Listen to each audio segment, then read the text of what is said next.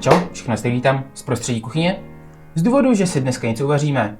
A co budeme vařit? Dneska si uvaříme kuřecí kousky na medu s trochou chili, protože proč? Protože je to dobré a já potřebuju něco k obědu. Co budeme potřebovat? Budeme potřebovat jedno kuřecí prso. Mám tu 3, protože dělám víc porcí. Nebudu předstírat, že to je pro víc lidí, prostě si to jenom potom hodím do ledničky a budu to jíst další dny. 2 lžičky kuřečného škrobu, který nemám, protože jsem ho nekoupil a ani bych ho stejně neměl co jiného nějak využít, nevyužívám ho, takže je to dobrý bez toho škrobu, takže můžete použít 2 lžičky kukuřičného škrobu. Sůl, pepř na ochucení, žíci olivového oleje, 1 lžíci másla, 4 stroužky česneku, nebo 3 možná. 3 až 4. 1 až 2 lžičky citronové šťávy. Můžete použít si vymačkat šťávu z citronu, ale já bych to zase nevyužil. A ten zbytek citronu bych vyhodil, nebo bych to zkazil, takže mám koupenou citronovou šťávu. Med asi, jakoby v receptu je 1/4 čálku, takže já dám 2, 3 lžičky možná. Zase použiju víc. Správně by se měl použít taky takové 3 lžice kuřecího vývaru, ale nemám kuřecí vývar. Zase bez něj to je taky dobré, takže můžete to udělat i bez něj. S ním to bude samozřejmě lepší, ale nemám kuřecí vývar. 1 lžičku srirachi. A potom poslední 2 přílohy jsou ty vločky z chili, plus potom ještě petržel, ale na to je jakoby na ozdobu, ale petržel zase nemám, takže jsem ji včera nekoupil. Ale pokud chcete, můžete snad dát petržel nebo něco jiného zeleného. No, jako přílohu doporučuji rýži. A rýži určitě všichni víte, jak vařit, takže tu nebudu říkat, jak vařit. Takže v průběhu toho, co tady budu dělat ty kořecí kousky, tak budu vařit rýži. Můžete si uvařit, ať už jste fancy sypanou rýži a ještě víc fancy v rýžovaru, nebo jako já si uděláte rýži ze sáčku. Doporučuji k tomu rýži. No nic, můžeme začít. Tak jo, začneme tím, že si vezmeme naše kuře a nakrejme ho na kostičky, nebo kostky, plus minus takhle široké. Neřeknu vám, kolik to je, mám debilně dát. Nejlíp ostrým nožem, což já moc nemám, ale doporučuji na to raději ostrý nůž. To otočíme a na kostičky.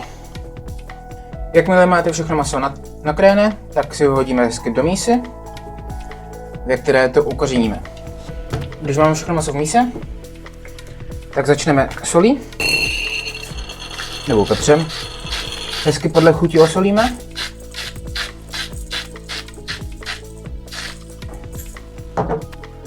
Osolíme, popříme. Říkám, pepř a sůl dáváme podle chuti.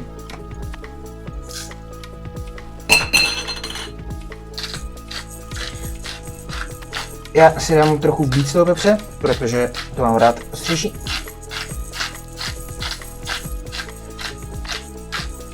Takže osolíme a popříme, jak chceme. A tady byste si přidali, pokud máte, tak si tady přidáte váš kukuřičný škrob a pořádně promícháte. Tak jo, jakmile máme naše kuře promíchané, tak si připravíme pánev. Dáme na ní trochu olivového oleje. Dáme na ní olivový olej a zahřejeme. A necháme ten olej trochu zahřát.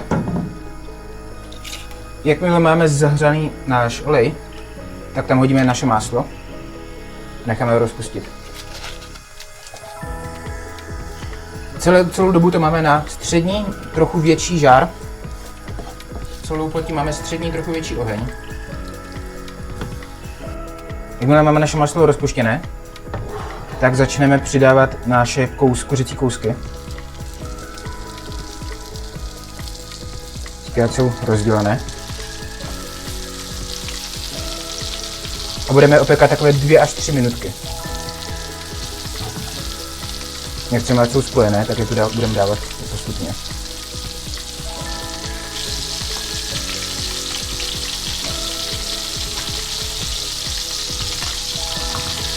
nechceme udělat až moc, takže jakmile vypadají plus minus takhle, tak si je odložíme a dáme tam další várku. Až postupně uděláme všechny.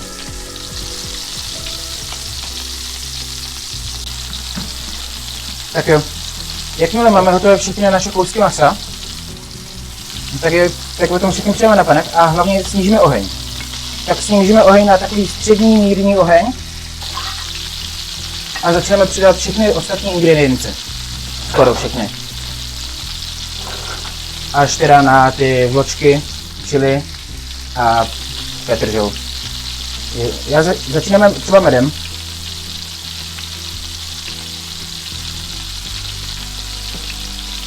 Přidáme náš med.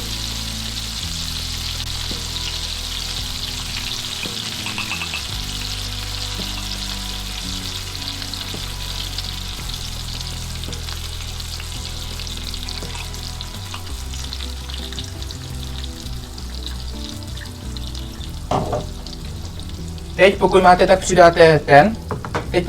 přidáte vývar. Menší vsuvku z budoucnosti. Potom, co jsem to dovařil, tak jsem se dozvěděl, že pokud někde má být kuřecí vývar a vy ho nemáte, tak se tam normálně místo něj dává voda. Takže jo, pokud nemáte kuřecí vývar, dodejte tady vodu. Citronovou šťávu.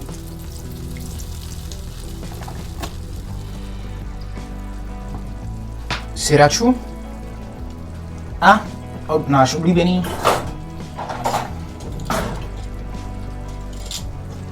trochu to taky mezi tím promícháte a přidá se česnek.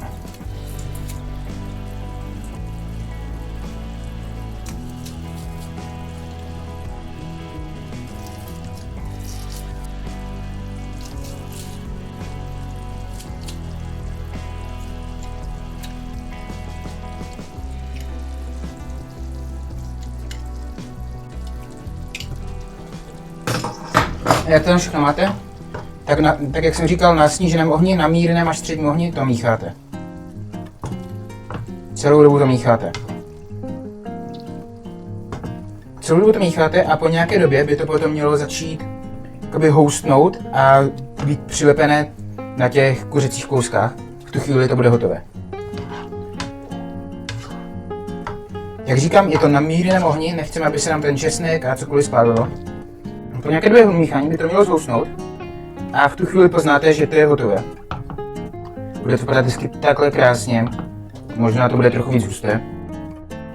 A správně by to mělo být asi trochu víc hustší, ale no, může to být taky tím nepoměrem věcí, jsem tam hodil, protože mohl si všechno, že jsem to dával docela hodně od oka.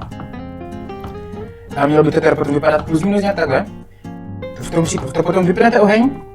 A je to ta chvíle, kdy přidáte vaše chili čočky, nebo chápem se, vločky. Ať to je takhle na ozdobu, jak tam budou hezky vidět. A tak je to ta chvíle, kdy přidáte vaši petržel, pokud máte. A teď, když to máte všechno hotové, tak buď to můžete hodit všechno na talíř a začít to jíst, nebo můžete mít aspoň trošku fancy, vzít si misku, hodit tu rýži do misky, vzít si menší misku a udělat hezky takový dělík uprostřed a do toho dělíku hodíte to maso.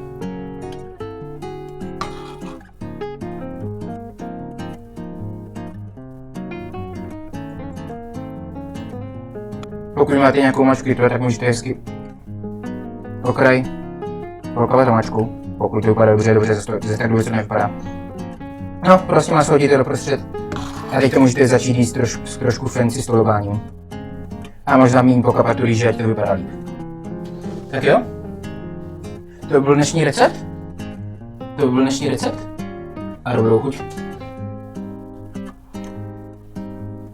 Sakra, ta miska pálí. Ta miska je horká. No, a buď to všechno jídlo sníte, nebo pokud jste jako já, tak jste z toho udělali víc. Zbytek si hodíte hezky do misky, hodíte do ledničky a budete to jíst 3 dny v kuse.